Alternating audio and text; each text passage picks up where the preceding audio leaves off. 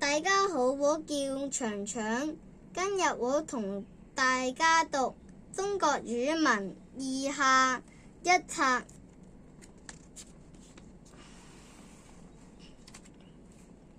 第一課，捐贈校服。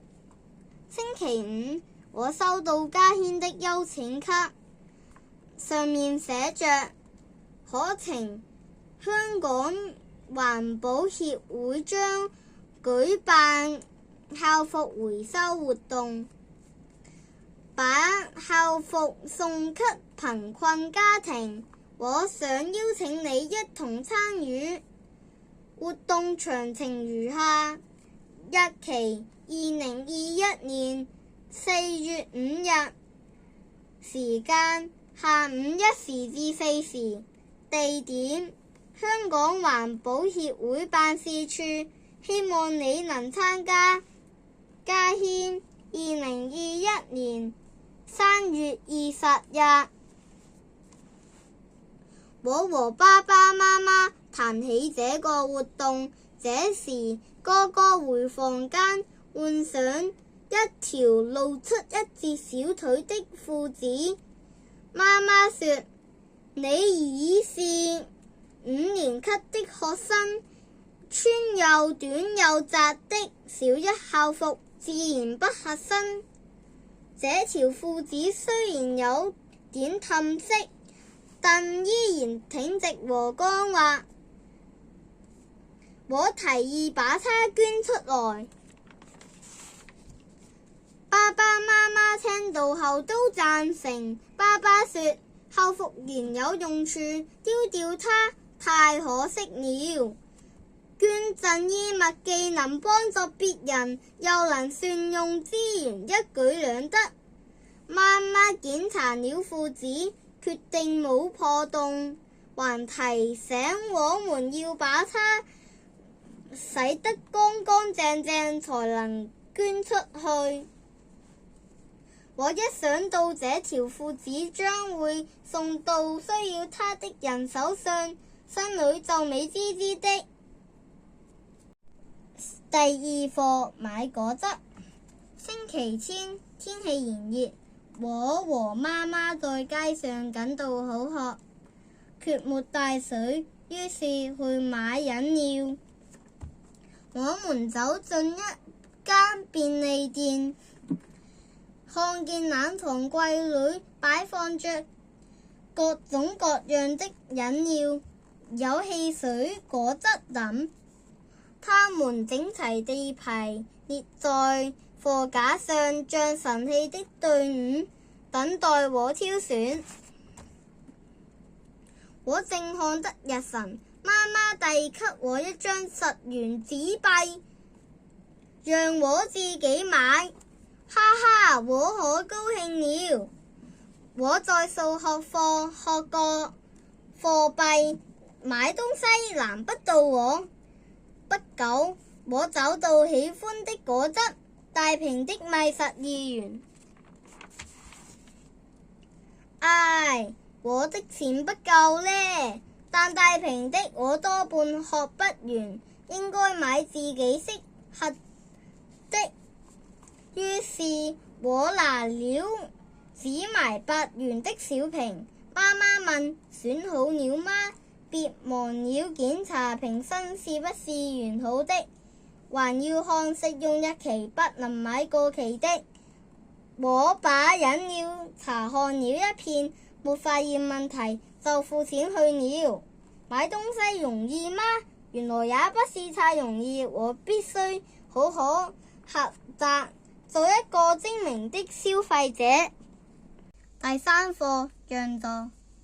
媽媽教我，巴士上的關愛座是為有需要的人而設置的，所以要讓座給長者、幼童、病人等。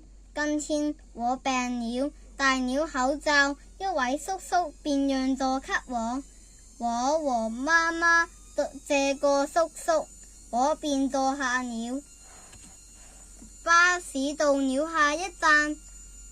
一位滿頭白髮的老婆婆提着沉甸甸的購物袋上車，他走近我身旁，用力地握着扶手。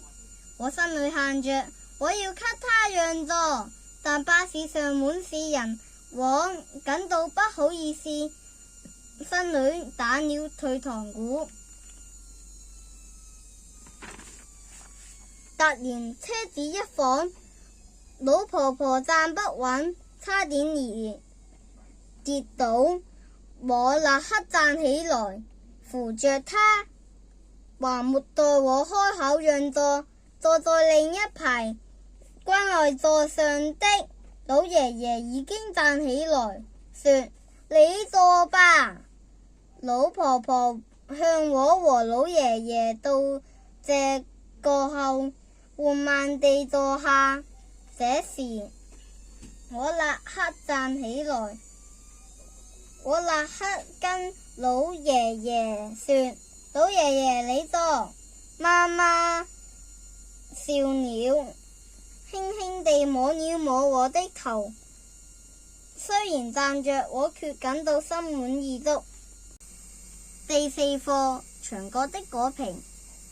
學校門外人來人往，沒多少人留意到校門的牆角有一塊小小的毫不起眼的果皮。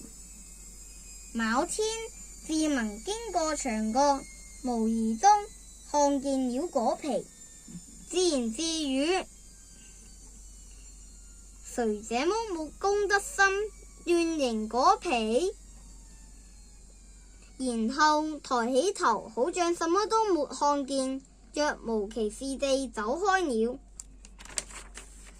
小魚走過牆角，也看見了果皮，他皺着眉頭，厭惡地踢了果皮一腳，說，討厭的垃圾，接着頭也不回地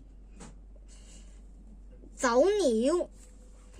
子晴走出校門，一腳踩在果皮上，差點兒滑了一跤。他看着腳下的果皮，心想，如果再有人踩中它，也許沒我那麼幸運會摔倒的。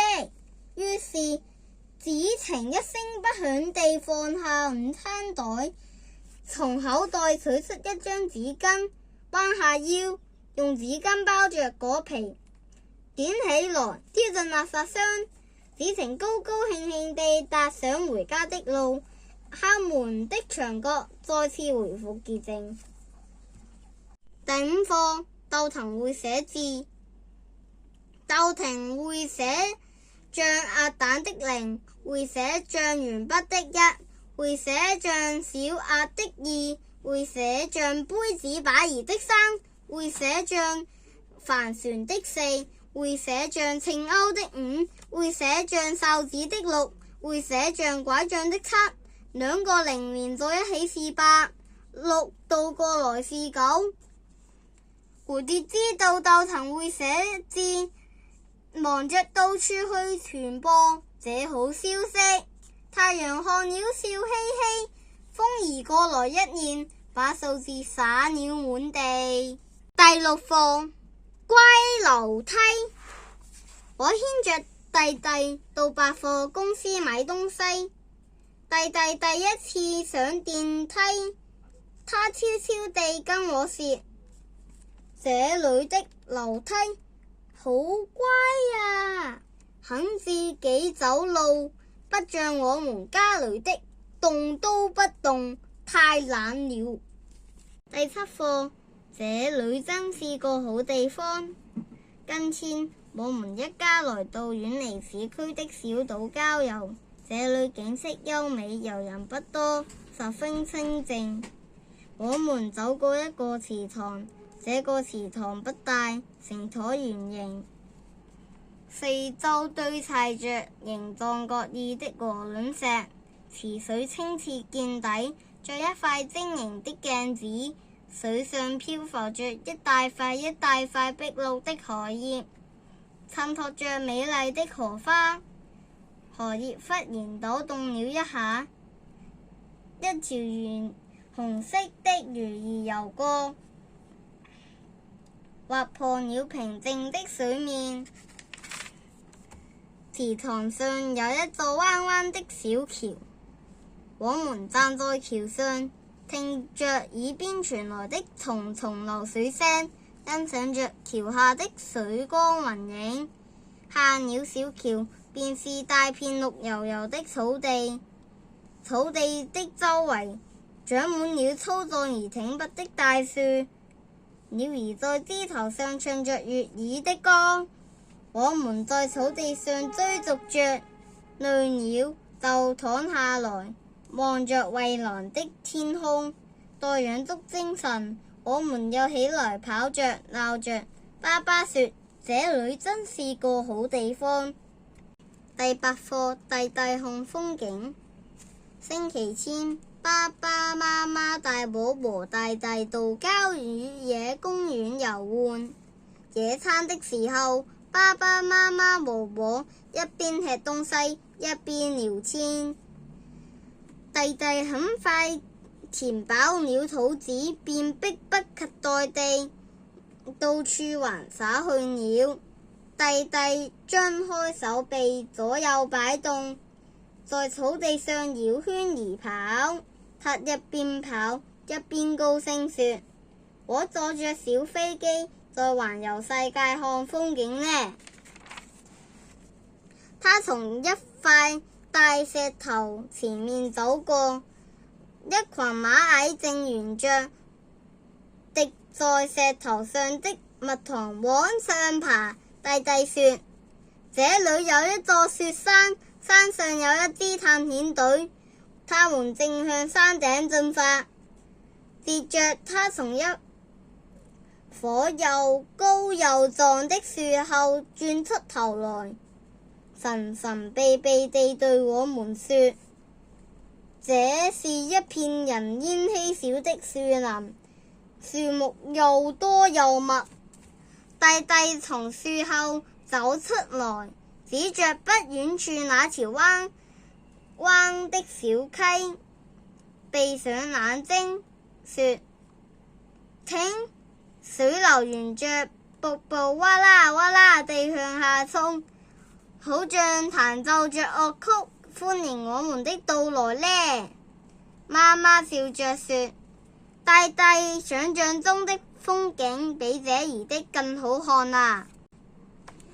呢本書已經讀完，下次讀另外一本，拜拜。